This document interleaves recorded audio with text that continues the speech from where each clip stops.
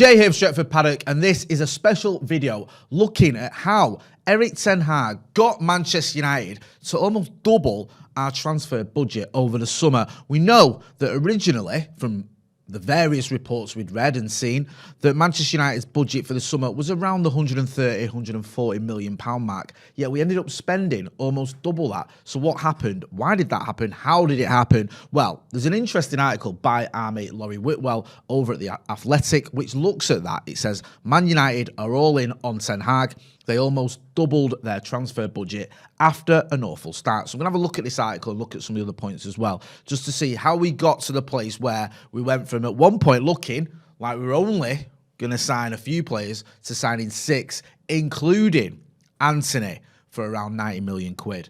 Casemiro for around 50 million, Lisandro Martinez for around 50 odd million. We ended up spending quite a bit more money than many of us expected. So we'll get into that and look at why. And before we go any further, we have to add, it's the club's money. It's not the Glazers' money. The Glazers haven't given us any money before anyone even remotely thinks that or thinks we're going to be saying that. We're not. We know where this money comes from. It comes from Manchester United Football Club, not from our owners. So we'll get into it. So first of all, well, how much did we spend? We spent, well, you can see there, 229 million. Now, when the original budget was being reported, we were looking at around, like I said earlier, around 120 million, many people were saying, but that could be increased even with sales. Now, during the summer, we sold Andreas Pereira for around 10 million. We also went on to sell James Garner for around up to 15 million. So we weren't bringing in a lot from transfers. The sort of common thinking was that United could maybe push it towards 130, 140 with a bit of transfer activity, but we were unlikely to sell many players because our biggest stars had left, or our biggest players we could get rid of had left, the likes of Paul Pogba, Edinson Cavani, Jesse Lingard, Juan Mata, all going out on free transfers. The other big name that we had that you could think, okay, perhaps you can move them on or move him on for some money was Cristiano Ronaldo. But the likelihood was, if we were to move him on, if he was to leave, it wasn't going to be bringing in much money. It was going to be a case of him going and someone picking up his wages. There was talk even of loan moves potentially. So there was never going to be a scenario where you saw Manchester United bringing in loads of money via transfers. It was going to have to be another way. Now, going into this article of The Athletic, there's a link in the description, by the way, so you can check it out.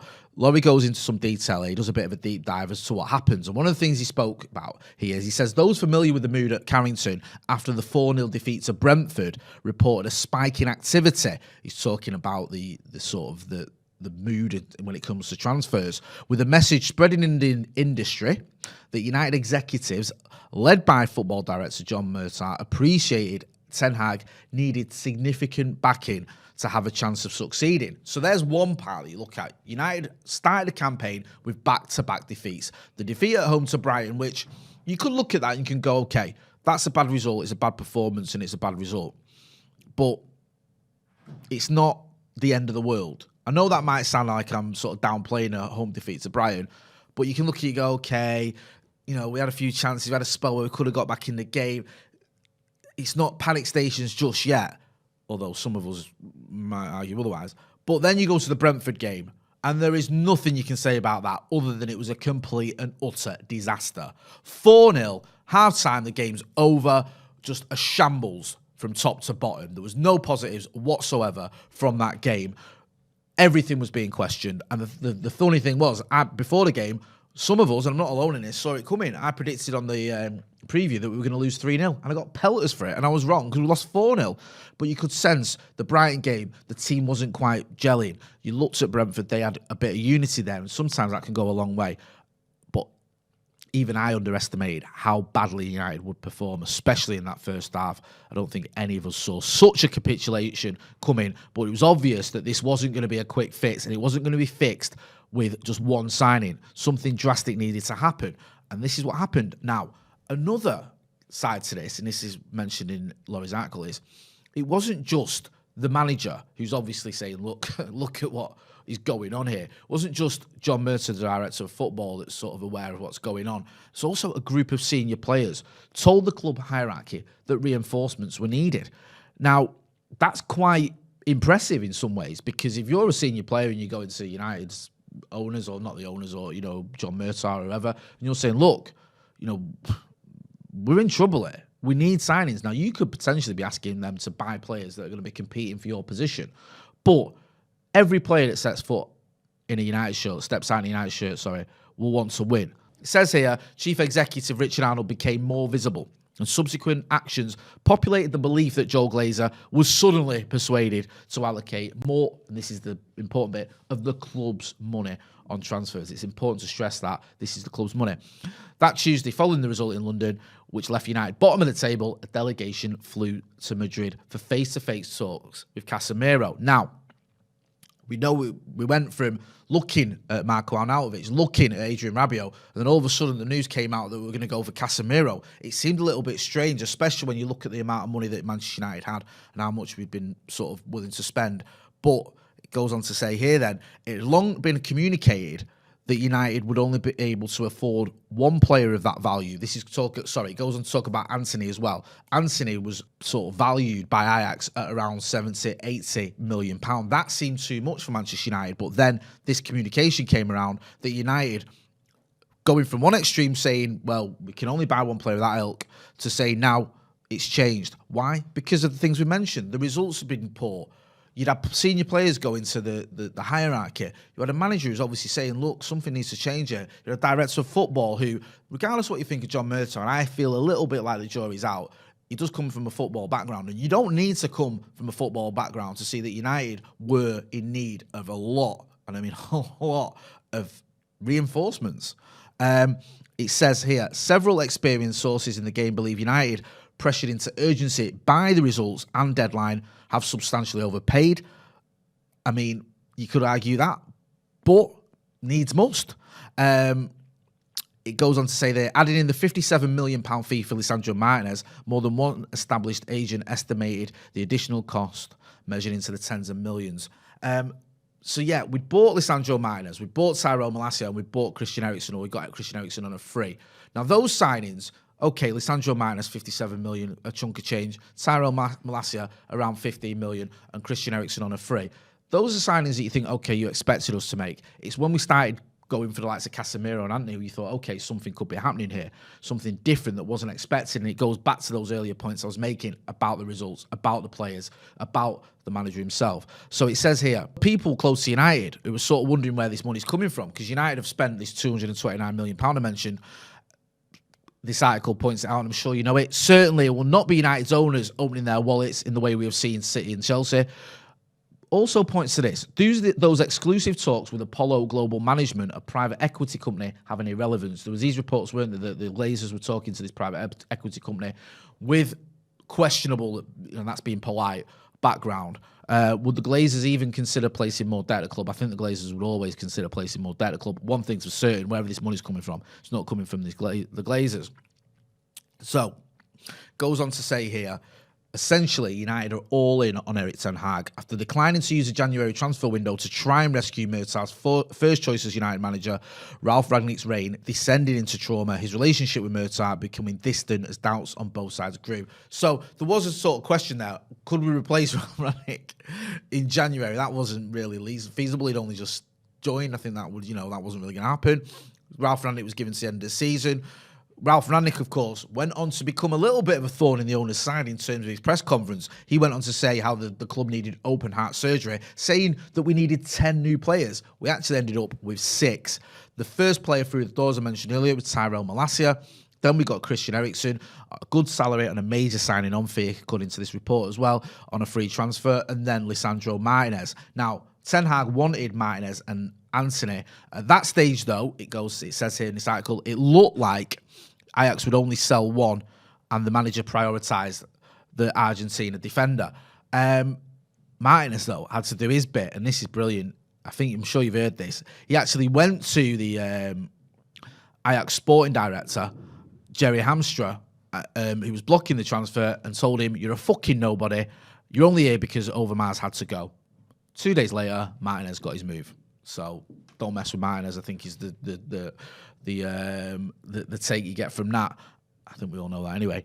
It then goes on to say that same week, Richard Arnold and John Murtaugh travelled to Catalonia to try and reach an agreement on Frenkie de Jong for a fee worth 85 million euros. 6 weeks after opening talks. Now, there was all this sort of drama, wasn't there, with Frenkie de Jong? There was all this back and forth. It became a bit of a saga. And people were always questioning, why are we still here? Why are we still having these talks? There must be something in it. Now, it goes on to say in this article that Ten Hag felt the player was open to coming, and Murtaugh was given encouragement, that solving the issue of the £70 million that he was owed in wages from Barcelona would unlock the whole transfer. But those proved to be miscalculations. De Jong, who was in Miami with Barcelona, sort of made it clear that he wanted to either stay at the new camp or possibly even go to Chelsea. And there were certain people at United that felt that it was worth cutting it then, just stopping it then, and that we pursued it too far. And that did cause a bit of a jam waiting on De Jong. The budget for his transfer had been ring-fenced, so because that was going on, we couldn't go and make other signings, or we couldn't use that money elsewhere.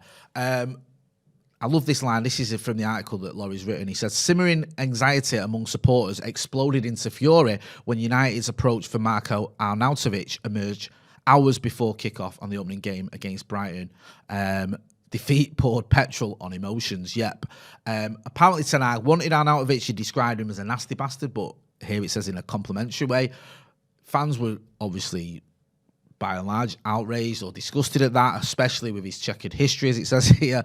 He'd been accused of making a racist remark, something that he denied. There's also the fact as well, you've got a 33-year-old. I know he's been banging him in Serie A this season, but it didn't look great, did it? Bologna turned down one bid for Arnautovic, but United intended to return with an improved offer. Then fans complained direct to Arnold. Coaches also conferred, and United had a rethink. So this all sort of added to this aura at the time of what is going on at Manchester United. You know, why are we going for this player, and why is it suddenly taking a fan's backlash to stop that happening? Is that even a way to do transfer business? Yes, I'm a fan and I want to be listened to, but should I have a say in Manchester United transfers? It's a debate there, and you get involved in the comments and let us know what you think. It goes to say the episode was an example of the risk associated with following a manager on his recommendations unchecked, because Ten Hag had assumed a leading role in recruitment choices this summer, which sources say is expanded from his control at Ajax, where Overmars conducted much of the strategy. Ten Hag was lobbying for a bigger say after winning multiple trophies, and he's been granted that authority at United. It then goes on to say, having worked for 6 months to establish Ten Hag as the number one choice for United, Murtaugh has channeled his work into trying to support the Dutchman's vision. So, the question some people have said is, you know, when Ten Hag eventually goes, does this leave a load of players that the new manager doesn't want? Something that Ralph Rangnick complained about. He said he felt he inherited a Frankenstein squad of several different management styles.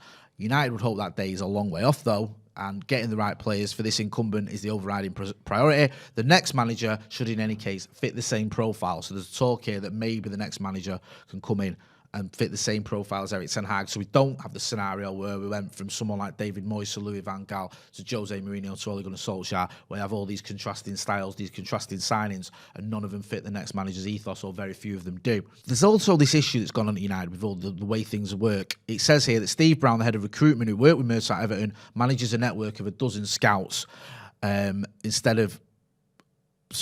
manages a network of dozen scouts rather than talent spot himself. Instead, United have 3 chief scouts: Mick Court, Simon Wells and Jose Mayorga. Some agents feel that there's too many people to contact, too much going on. It says here, for others, reaching Murtaugh has been hard, and they have gone to Arnold. Murtaugh has his own schedule and cannot answer every call, the frequency of which escalated in the aftermath of Arnautovic. Now, they've always had this issue at United, haven't we? Who's in charge? What's going on? You know, there was that talk. I remember when Patrice Evra said there was a player trying to get hold of, I think at the time was it Matt Judge or someone, and he couldn't. Just seems to be a bit shambolic at times. Then goes on to talk about the Rabiot incident, if we can call it that. Says agents acting on behalf of Rabiot had no trouble proposing the Juventus midfielder to Murtaugh as an alternative to De Jong. Ten Hag and senior scouts were comfortable with the move. Murtaugh travelled to Turin to negotiate personal terms with the player's mother, Veronique, who became a sort of, trending topic at one point. But United pulled out because he wanted to be one of the club's highest earners. And that was the same day that Casemiro became a reality. Now, in July, Matt Judge, I mentioned earlier, he'd been United's chief negotiator. He left. United brought in Tom Keane, who's Will and Michael Keane's brother. He'd been involved in their contract negotiations with Fergie years ago. He's part of a law firm. He was brought in on an 11-week secondment because he understands the sort of legal machinations of signing players and stuff. So he got involved in talks as well. Casemiro wanted a new challenge, was willing to come to United. However, contrary to sort of some reports here, it says he wasn't given a massive salary bump. Some people saying his salary was doubled. That's not the case. He got a slight raise, and his contract includes a cutback down to his previous level if United don't make the Champions League. So fair play to Casemiro. It's not just about money, as some people have claimed. There's also that challenge. And also, as I mentioned it before on this channel, Manchester United is still one of the biggest clubs in the world. You know, if you're going to leave Real Madrid, there's only a few clubs who are similar stature to that club. And United are one of them. Now, we might not be in the Champions League, we might not have won the title in 9 years, but one of the biggest clubs in the world will always be Manchester United. We're certainly there now, so it doesn't surprise me that Casemiro, looking to leave Real Madrid, was willing to come to Manchester United. Communication was kept warm while United pursued De Jong, and the decision to switch to the target was made after the Brighton loss. So, there you go. De Jong, we're going for him, okay. We're losing games. De Jong's not happening. Casemiro comes in. Also, the scouting department mapped out how he would fit into Ten Hag's team and gave full support. So it wasn't just a Ten Hag decision. The scouting team were on it and they said, yep, Casemiro, yep, makes sense. Process was similar for Antony, a player United had watched since his days at Sao Paulo, so they knew him. Early reports were concerned about his size and his dependence on instinctive actions. Whilst later on it goes on to say that at Ajax, they felt his dribbling style may struggle in the physicality of the Premier League. However, United identified Antony as a potential signing before Ten Hag arrived, and the recruitment department subsequently gave full backing, and this is the kicker.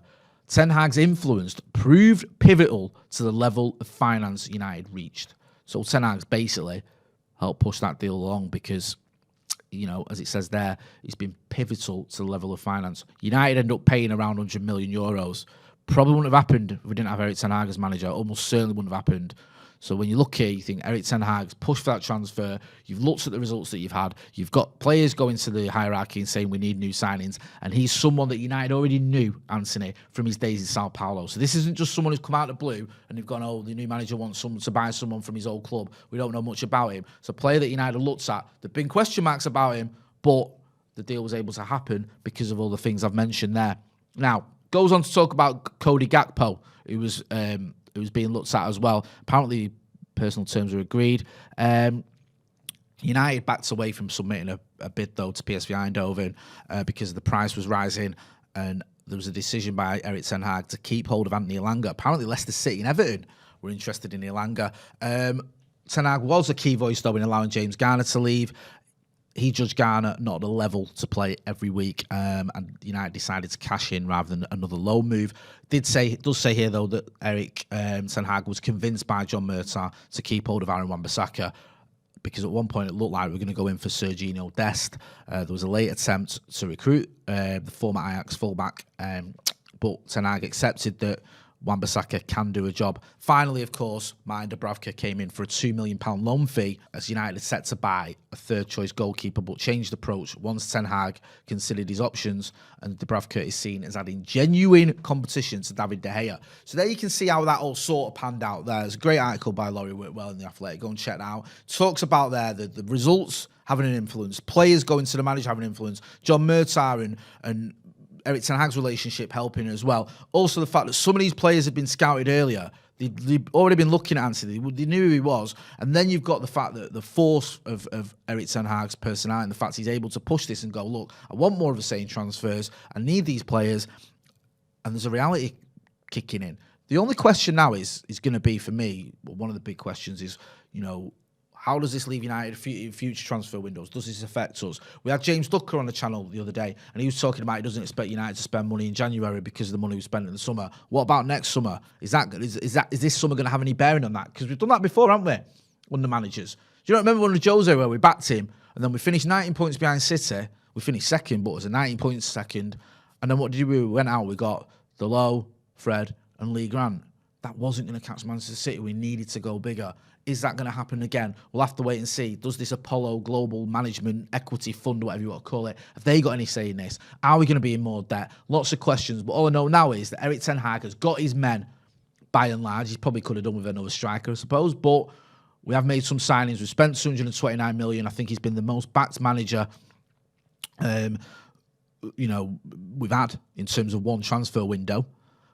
So it's a step in the right direction, but we need to back this manager properly. And let's not forget, Manchester United have always got money. We've got money to pay dividends. We've got money to furnish his debt. We've got money for transfers. So I'm not giving the owners any credit whatsoever. I said it the other day. Don't give a burglar credit if he burglars your house and then buys you a kettle. But this manager does have the signings he needs, and that's what's important. We just need to make sure he's fully backed throughout his time at Manchester United. Get involved in the comments. Let us know what you think of that. It's just a little look at the article there by Laurie Whitwell and look at how this all came about, that we had our transfer budget go from 130 million to 229 million. The big question as well is, will it be enough? Don't forget to hit like, share, and subscribe. I've been Jay. This has been a special look at how United's transfer budget doubled. Thanks for watching.